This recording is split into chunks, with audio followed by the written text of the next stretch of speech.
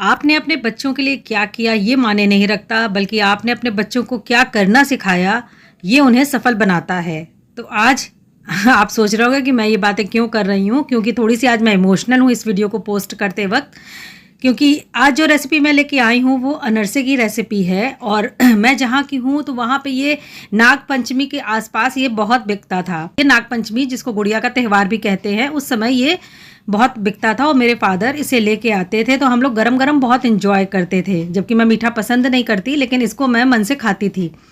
तो अब जब भी मैं इसे बनाती हूँ तो मेरे जहन में वो यादें ताज़ा हो जाती हैं अपने पापा की, जो आज दुनिया में नहीं है। तो आज ये वीडियो उन्हीं को डेडिकेटेड है। तो अगर आपको ये वीडियो पसंद आए दोस्तों तो लाइक कीजिएगा, ज़्यादा से ज़्यादा शेयर कीजिएगा और कमेंट करके ज़रूर बताइएगा कि आपको मेरी ये रेसिपी कैसी लगी, आप ट्राई आपने किया कि नहीं। वैसे तो मेरे बहुत रिक्वेस्ट करने पे भी आप लोग कमेंट बिल्कुल नहीं करते हैं और ना ही लाइक करते हैं मेरी वीडियोस को। अगर नहीं पसंद आते हैं मेरे वीडियो तो आप अपने सजेशन यानी सुझाव के तौर पे ही कुछ कमेंट आप कर दीजिएगा मेरे कमेंट बॉक्स में। तो चलिए स्टार्ट करते हैं अपनी रेसिपी। नमस्ते दोस्तों, आपका एक बार फिर से स्वागत है मेरे channel be productive with me में।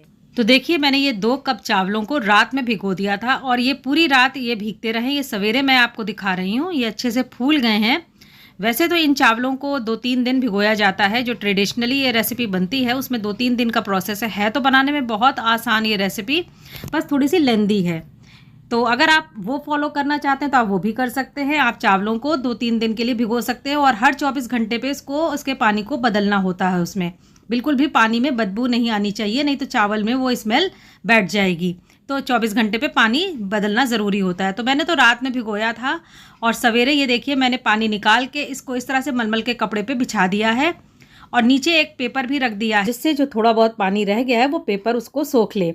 तो देखिए 2 घंटे मैंने हवा में डाल दिया था पंखे के नीचे, तो और ये अच्छे से अब सूख गए हैं। जब गीले थे तो हाथों में चिपक रहे थे, अब देखिए हाथों में बिल्कुल भी चिपक नहीं रहे हैं और ये बिल्कुल रेडी हैं अब हमारी रेसिपी के लिए।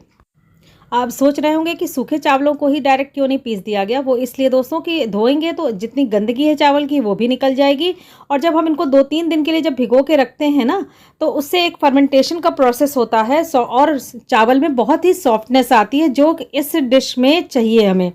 इसलिए इसको भिगो के ही पीसा जाता है। तो देखिए इस तरह से अब ये चावल सूख चुके हैं, अंदर इनमें नमी है, ऊपर से ये सूखे हुए हैं।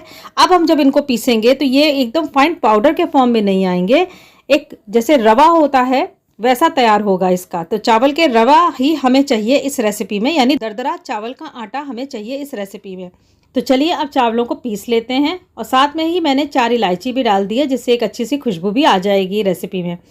तो अब देखिए ये चावल का आटा मेरा तैयार है और देखिए ये बिल्कुल वही दरदरे फॉर्म में आया है। तो अब हम इसे चाल लेंगे आटे की चलनी से, और जो दरदरा पार्ट बचेगा चलनी में उसको हम फिर से पीस लेंगे। तो ये प्रोसेस जब तक कि हमारा पूरा चावल पिस नहीं जाता है ऐसे ही दोहराते रहेंगे, और अंत में जो थोड़ा बहुत दरदरा चावल बचता है उसकी आप फिरनी बना सकते हैं। ये रेसिपी बहुत ही ईजी है, बस थोड़ा सा इसका प्रोसेस लंबा है, लेकिन जब आप बनाएंगे तो आप खुद देखेंगे कि सारी मिठाइयों में सबसे ईजी मिठाई यही है। और सावन का मतलब अनरसा। तो अभी जितने फेस्टिवल आ रहे हैं, रक्षाबंधन, नाग पंचमी, आप इसको ज़रूर ट्राई कीजिएगा। और मैंने बहुत छोटे पर में इसको बनाया था और तब जो गलतियां हुई थी वो भी मुझे याद है, और अब जब मैं बनाती हूँ तो जो प्रिकॉशंस मैं लेती हूँ वो सारा कुछ मैं आपके साथ इस वीडियो में शेयर करने वाली हूँ। तो आप बेझिझक होकर आप मेरे तरीकों को फॉलो कर सकते हैं, रेसिपी आपकी डेफिनेटली एक्सीलेंट बनेगी। तो देखिए अब ये मेरा चावल का आटा रेडी है। अब मैं फिर से इसको एक बार नाप ले रही हूँ। नापना इसलिए ज़रूरी है कि उसी अंदाज से फिर इसमें चीनी डाली जाएगी। थोड़ा सा कम है, मतलब कह सकते हैं कि 3 कप आटा हमारा बनके तैयार हो गया है। तो अब ये इसमें अब मुझे जो चीनी मिलानी है, मैं चीनी से बना रही हूँ। गुड़ से भी बनता है नरसा, लेकिन मैं गुड़ से नहीं बना रही हूँ, यहाँ मैं चीनी से बना रही हूँ। कई तरीके हैं, हर स्टेट में अपने अपने तरीके से इसे बनाया जाता है। तो ये मैंने चीनी को पीस लिया है। अब चीनी को भी मैं नाप के इसमें डाल रही हूँ। तो देखिए यहाँ पे 3 कप चावल के आटे में मैं 1 कप चीनी डाल रही हूँ। आप थोड़ा कम करना चाहें तो कम कर सकते हैं चीनी को। अब इसको देखिए हाथों से इस तरह से मलना है, तो हाथों की गर्मी और चावल में जो नमी है उससे चीनी पिघलना शुरू होगी और आटा देखिए बंधना शुरू हो जाएगा। इस तरह से करते करते हमें एक थोड़ा गीला सा डो इसका तैयार कर लेना है। तो इसके लिए अब मैं इसमें 1 चम्मच के करीब दूध ऐड कर रही हूँ। ये बिल्कुल नॉर्मल टेम्परेचर पे है। तो देखिए मैंने इसमें 1 चम्मच दूध ऐड कर दिया है। तो थोड़ा सा जो नमी आई है ना, गीलापन आया है, उससे और जल्दी जल्दी चीनी पिघलना शुरू करेगी और ये हमारा जो चावल का आटा है बंधना शुरू हो जाएगा। इसके बाद हमें इसे कुछ देर के लिए छोड़ना है सेट होने के लिए। दोस्तों ये रेसिपी इतनी इजी है कि ये जो अभी हम लोग का डो तैयार हो रहा है, हम चाहें तो इसको कुछ घंटे बाद बना सकते हैं और नहीं तो इसको फ्रिज में स्टोर करके रख सकते हैं। 2-3 दिन, हफ्ते भर भी हम इसको यूज़ कर सकते हैं। तो देखिए ये मेरा बिल्कुल डो रेडी है। अब मैं इसको कुछ देर के सेट होने के लिए छोड़ दूंगी। तो देखिए 6-7 घंटे के लिए मैंने इसको इसी तरह से छोड़ दिया था और अब देखिए ये बिल्कुल सेट है। अब अनरसा हमारा इसका बहुत अच्छा बनेगा, अंदर से सॉफ्ट और ऊपर से क्रिस्पी। तो देखिए अब बिल्कुल इसका अच्छा सा लड्डू बन रहा है। तो इसका मतलब हमारा डो बिल्कुल रेडी है। ऐसा ही डो हमें चाहिए अनरसे के लिए। अब मैंने सफ़ेद तिल ले लिए हैं और थोड़ा सा पहले इसको डाल के देखती हूँ। और मैं देसी घी में इसको बना रही हूँ क्योंकि ये त्योहारों पे ही बनता है, तो फिर देसी घी में ही इसका मज़ा आता है। अगर आप चाहें वनस्पति या रिफाइंड में बनाना तो आप उसमें भी इसको बना सकते हैं। मस्टर्ड ऑयल मतलब जैसे खुशबू वाले तेल में ये रेसिपी नहीं बनेगी। तो देखिए मैंने एक छोटी सी गोली डाली और कितना अच्छा देखिए ये फूल गई है। कितनी छोटी सी मैंने डाली थी और ये बड़ी हो गई है और बिखरी भी नहीं है घी में। तो इसका मतलब है कि डो बिल्कुल परफेक्ट तैयार हुआ है। अब मैं इसके इस तरह से पेड़े काट काट के छोटे छोटे लड्डू बना के रख ले रही हूँ और इसके बाद बस इसमें तिल में लपेट के इसको डालते जाना है। ध्यान रखने वाली यहाँ जो बातें हैं दोस्तों वो ये हैं कि घी हमारा मध्यम गर्म होना चाहिए, बहुत तेज़ नहीं गर्म होना चाहिए और ना ही बहुत ही हल्का, क्योंकि अगर हल्के पे हम इसको तलेंगे और धीमी आंच पे तलेंगे तो अनरसे बहुत ही हार्ड हो जाएंगे। चावल का आटा है और धीमी आंच पे बहुत ही हार्ड हो जाता है।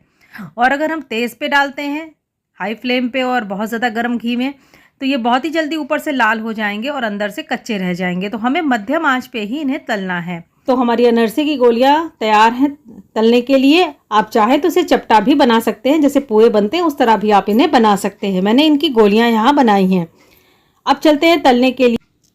तो देखिए घी हमारा यहाँ मध्यम गरम है और अब ये जो गोलियां हैं अनरसे की, इनको बस तिल में लपेट के डालते जाना है। तो एक एक गोलियों को इस तरह से लपेट के तिल में मैं डाल रही हूँ और थोड़ी देर के लिए इसको ऐसे ही पड़ा रहने देना है। इनको बिल्कुल भी छेड़ना नहीं है, इनको सेट होने देना है घी में। देखिए आपको पता चल रहा होगा कि घी कितना गर्म है। जिस तरह से घी में उफान आ रहा है उससे आपको पता चल रहा होगा कि घी मध्यम गरम है, बहुत ज़्यादा गरम नहीं है। तो देखिए थोड़ी देर मैंने इनको ऐसे पड़ा रहने दिया है और अब मैं थोड़ा सा इनको हिलाऊंगी जिससे कि नीचे से चिपक ना जाए कढ़ाई में। इसी तरह इनको मध्यम आंच पे तलना है। इनको पूरा तैयार होने में 4 से 5 मिनट का समय लगेगा। बिल्कुल लाल इनको तल के निकालना है और पहले तो आप इसको मध्यम आंच पे ही तलिए। आप देखेंगे कि ये थोड़ा सा अपने साइज से डबल हो जाएगी, फूल जाएगी। इसका मतलब है कि बिल्कुल ही परफेक्ट अनरसे हमारे तैयार हो रहे हैं और इनमें क्रैक भी आ जाएगा। अनरसे में क्रैक आना बहुत ज़रूरी है, तभी ये परफेक्ट बनते हैं। तो देखिए इस तरह से मैं ऊपर से भी घी उसमें डालती जा रही हूँ और कलर आप देख रहे हैं कैसा चेंज होता चला जा रहा है। इसी तरह से बस करते हुए हमें थोड़ी देर और इनको तलना है और ये बिल्कुल गुलाबी लाल होने पे इन्हें हमें निकाल लेना है। ये बिल्कुल हल्के बनेंगे। आप इनको चला के अभी आप देख रहे हैं, आपको देखने में ही पता चल रहा है कि मैंने इसको पहले कितना छोटा डाला था और ये फूल के कितनी बड़ी हो गई हैं और इनमें क्रैक भी आ गया। क्रैक का मतलब है कि अंदर से बिल्कुल ये फूल चुकी हैं और साइज़ में बड़ी हो चुकी हैं, जिसकी वजह से इनमें ये क्रैक आया है। अब देखिए बस इसको हल्का हल्का पलटना है, बहुत ज़्यादा नहीं पलटना है। इनको इसी तरह से मध्यम आंच पे पकने देना है जिससे ये अंदर से पक जाएं और ऊपर से ये क्रिस्पी हो जाएं। और यही इनकी खासियत है, अनरसों की यही खासियत है कि ऊपर से बहुत ही सख्त से क्रिस्पी से होते हैं और अंदर उतने ही जूसी और सॉफ्ट होते हैं। देखिए कितने अच्छे लग रहे हैं और खाने में भी बेहद टेस्टी होते हैं दोस्तों। त्यौहार तो समझिए, सावन तो इसके बिना अधूरा है, तो इनको बनाइएगा ज़रूर। और देखिए बस ये अब हमारे रेडी हैं और अब हम इन्हें निकाल लेते हैं। तो हमारा एक बैच तो ये बनके तैयार है। अब मैं दूसरा भी इसी तरह से डाल दूंगी और अभी मैं सारे नहीं बनाऊंगी। जैसा मैंने कहा कि इनके ये हमारा डो है, इनको हम स्टोर कर सकते हैं और जब मन चाहे तब बना के गर्मा गर्म खा सकते हैं। तो क्योंकि मेरे हस्बैंड अभी घर में नहीं और उनको भी ये बेहद पसंद है, तो जब वो आएंगे तो उनको मैं गरम गरम निकाल के दूंगी। अभी मैं उतने बना ले रही हूँ जितने हम लोगों के लिए सफिशिएंट होंगे। तो देखिए ये कितना सुंदर कलर आया है और कितने परफेक्ट बने हैं। तो दोस्तों बनाइएगा ज़रूर। और किस स्टेट और शहर से आप देख रहे हैं ये भी मुझे कमेंट करके बताइएगा। डो लगाते समय ध्यान रखिएगा कि जो भी दूध आप ऐड कर रहे हैं वो धीरे धीरे ही ऐड कीजिए, जिससे कि जो आपका चावल का डो तैयार हो रहा है वो एकदम से फैल ना जाए और बहुत ज़्यादा हार्ड ना हो डो और बहुत ज़्यादा रनी भी ना हो। जैसा आपको वीडियो में मैंने दिखाया है वैसा बनाएंगे तो आपके अनरसे बिल्कुल ही परफेक्ट बनेंगे। और कुछ देर इसको सेट होने के लिए ज़रूर छोड़िएगा। आपके पास 3-4 घंटे का समय नहीं है तो आधे 1 घंटे के लिए ही छोड़िएगा, जिससे उनमें एक बाइंडिंग आ जाती है और उसके बाद जब आप उसको बनाते हैं तो बहुत ही हल्के, बहुत ही अच्छे अनरसे बनेंगे। तो अगर आपको आज की रेसिपी मेरी पसंद आई हो दोस्तों तो वीडियो को लाइक कीजिएगा, ज़्यादा से ज़्यादा शेयर कीजिएगा और अगर चैनल पे नए हैं तो इसे सब्सक्राइब कर लीजिएगा, ये बिल्कुल फ्री है। और बेल आइकन को भी प्रेस करना नहीं भूलिएगा, जिससे जब भी मैं कोई वीडियो अपलोड करूं तो आपको उसका नोटिफिकेशन मिल जाए। आने वाले सभी त्योहारों की आप सबको बहुत बहुत शुभकामनाएं और happy Nag Panchami to all of you. Bye bye dear दोस्तों।